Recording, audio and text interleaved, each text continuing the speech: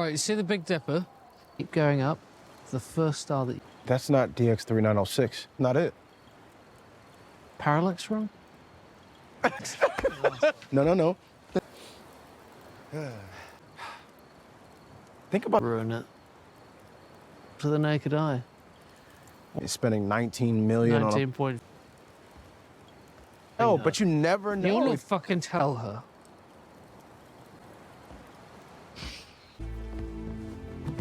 Will. Check this out. Look who it is. I will. How many people can say that for sure? Ow. You deserve it. So we're gonna hang here for a while. We'll probably. Someone came for you. No sign of all who... What kind of money? I haven't known anyone. Oh, come on. No, you come on. Adjust your weirdness horizons. Someone's taking the piss. Either way, I don't. X3906. Chum. Traveling 1% of light speed? How long will it take? See? You do belong in this. We've done it.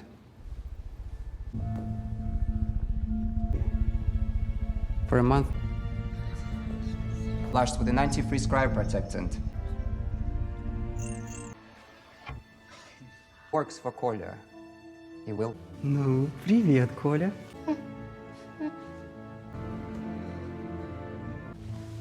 Дотронься до круга с 4 квадратами. Отлично, какой ты молодец. The Doomsday Express. I thought this was about the probe passenger. Hookups, visit mom, hire people, fire. Train someone to run staircase. Oversee the plan. On Earth, that's a bit much. Why only you? Why not someone? Advance. Not for us. The sale. It's considered, and the fibers need to connect the press. The people I saw around me. I wanted to build something for them. You're not on the wrong side. And without the work we're doing, there won't be. I want to. And so.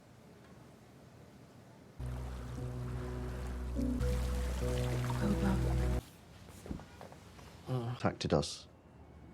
What's that? No, Will. My job took... It can get very political, very... You were always the smartest one. You're not a game player. Most anything. You could have had to go off and do... Wait! We want to be able to buy a... It's fucking unfair.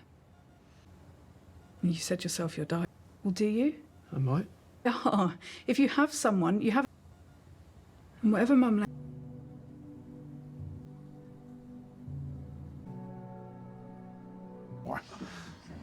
The smallest... Area is under 2 kilograms. The person exists. In Only Advance, the 7th episode of Free Body Problem, Will is forced to make a significant choice. Saul, Joe Vanadepo is informed by Will, Alex Sharp, which star he purchased, one that is very noticeable so he can glance at it and know it's his. Though Will promises to keep Saul's identity a secret, Saul questions whether there was a better use for his money, so he purchased it for Jin, Jess Hong. Will falls on the deck a few moments later.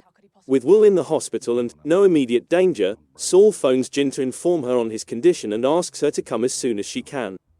She hangs up the phone, and Raj, Samer Usmani, shows in with a package. There's a plaque inside honoring the star that was bought for her. Despite the documents claiming she is the owner, she believes it to be a hoax. The scientist claims to have discovered a means to sustain human life long enough for an individual to reach the Santee at a meeting with Wade, Liam Cunningham and other researchers. The researchers were astounded when he successfully kept a monkey suspended between life and death for more than a month before waking it up. The monkey is quite intelligent in addition to being alive and healthy. Wade declares he will enter hibernation in order to be present to welcome the Santee after realizing the mechanism is functional. Wade avoids Jin's questions, but she doesn't see why he's the right person for the position. Jin receives an update on the nanofiber sale from Orbi, Asa Gonzalez, along with instructions on how to make it function. Jin attempts to help her see that humanity could need to leave Earth, which is why they need to find this out, but she is depressed since she feels like she is on the wrong side of history. In the paper ship Jin created for him, Will is adrift. It's an illusion. He is startled out of his reverie by a female voice. It's his sister and her husband, who was named as his next of kin. The tension between them is palpable. Despite their sadness at Will's passing, their true purpose is to beg for money. They believe they should inherit whatever their mother left him. Knowing that he has far more money than they do, he agrees. Wade says they won't have enough explosives to move a large ship, so he suggests sending their brains to the Santee in the hopes of reconstructing the individual later. They require a bright somebody who is prepared to give their life for the cause. He understands the inner him is most likely already too dead to consent to it. Despite Jin and Orby's objections, Wade believes Will is the ideal person for the job. Disappointed that she's working on the wrong side of the issue, Orby says she has to go.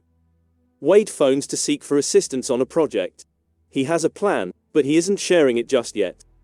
While playing video games, Clarence's son, Benedict Wong, enters and shows Dad the website he made for the company he's starting. By saving money for travel to Mars or other livable worlds, it's a means for people to protect their future. Although it's not genuine, Clarence tells his kid that he's impressed by the concept and commends him for it. His kid adds, "So help me make it real," since he has little interest in the current state of affairs in the world. Orby meets her business associate. She takes action and posts all of her research online so that everyone can access it because he is taking over the firm. She even gave them advice on how to defend themselves in court. Jin and Will have a hospital meeting. Orby was merely there to give him a bottle of liquor as a farewell gift. She tells him not to do the project, but he is fascinated about it. He immediately sees she has no other possibilities when he asks who they may be. He commends her for consistently working with expansive concepts that he could never imagine. Speaking through the eyes of a dying man, he claims to be able to see her and to love her. "Tell me not to do it and I won't," he declares. He consoles her when she sobs uncontrollably. In Vera's room, Wenji, Rosalind Chow is leafing through her books. A picture of them both from years ago appears to her. She phones the person on the other end and says she needs to talk to them.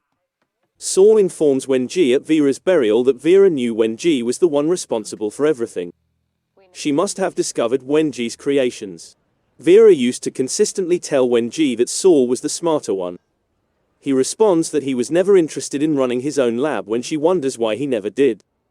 She cracks a joke on him, saying that you should never play with God. She says, "I hope my joke doesn't get him in trouble," adding that certain jokes are only meant for select audiences even though it's not really humorous. Wade and Jin discuss Will's exam results. Will is urged to make a pledge of allegiance to the human species, but he declines because he is curious about what would happen if the Santee turned out to be superior to humans. He will swear allegiance to Jin, but not to mankind. Wade assures him that the following steps will be communicated to him. Wade tells them outside that Will is their ideal man since he isn't their man. In the woods, Tatiana, Marlo Kelly, is living in a camper. Abruptly, she hears a voice. The I-host answers, saying they had finished speaking with Evans but not with her. They require her. Wenji is preparing to take off for Beijing at the airport. She tells her handler she's changed her seat so they can sit together as she gets in line. Wood is on the verge of giving his last approval to terminate his life before the process that would get him ready to travel to space. Wade discusses Jin's star as he prepares to depart, explaining that Will bought it for her with some money he inherited. She bolts from her workplace. Will and Saul chuckle at their shared experiences. Eventually, he begins to press the buttons that will cause the medication to take Will's life. Saul raises some significant philosophical issues regarding his impending actions and the potential for interference from the Santee. Still, Will presses the buttons. He muses on what may occur if he became the Santee's pet as he reaches the fourth button. He's glad he can bid his close friend farewell in a dignified manner. "I'm going to miss you," Saul says to him. Will says, "I'll miss you too if they bring me back." As he considers the boat on the water and glances at his catch, his finger lingers over the final button. Jin is rushing to the medical center. When she gets there, Will isn't there. Will is not getting wet in his boat despite the rain. It is rather tranquil. He inhales deeply. Jin discovers Saul observing the removal of Will's brain from his body in an observation chamber. Wenji and the security guard reach the satellite's location in China. She requests some alone time. She remembers when they originally brought her there as she climbs the hill. The satellite is currently disintegrating. She ascends to the ledge and passes through the base. She is stopped from jumping by a voice. It's Tatiana. She informs Wenji that the Santee are still working with certain people. Tatiana doesn't have to terminate Wenji's life because she was going to do it otherwise. They take a minute to sit. Tatiana believes Wenji accomplished her goal.